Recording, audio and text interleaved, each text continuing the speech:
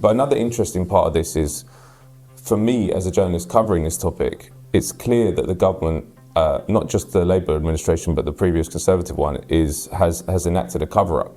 Because Kenny McCaskill, who was one of the leaders of in Parliament for trying to get transparency around this, around the use of RAF Akrotiri, around the spy flights and arms as well, he asked a question about RAF Akrotiri in November 2023. And the question was rejected, the parliamentary question, which he said was unheard of. So that, usually when you put down questions they don't want to answer, they say, well, we can't for national security reasons talk about this. But they actually said you cannot ask any questions about RAF Akrotiri, you can't even put them down. So I wanted to, do you think there's a cover-up going on within the British government about this participation, complicity in the genocide? There is absolutely a cover-up going on, and at various times ministers give different answers. David Lammy sometimes gives different answers to Hamish Falconer on this.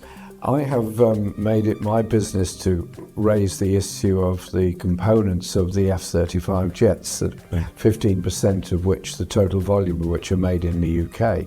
And I've asked this persistently now for, well, ever since the whole conflict began. And eventually, Lammy and Falconer both conceded that they started off by saying they couldn't stop the supply of components because it would upset the global production of the F-35 jet. They then went on to say eventually that they wouldn't supply parts directly to Israel.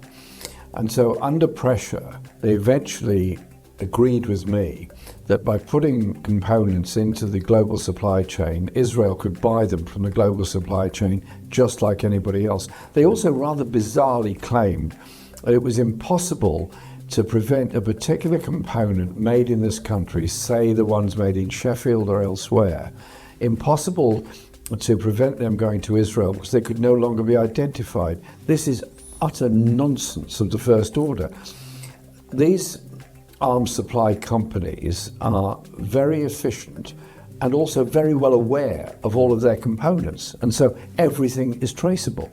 And under the arms trade conventions that Britain applies to itself, there is supposed to be an end user certificate on every component or arm that is sold to anybody. They have to sign an end user certificate to say it will not be used to commit crimes against humanity or war crimes, genocide. I rest my case. We are supplying parts for F-35 jets that are committing acts of genocide in Gaza. Why don't you support Palestine Deep Dive? Join in, subscribe, give them the support they deserve.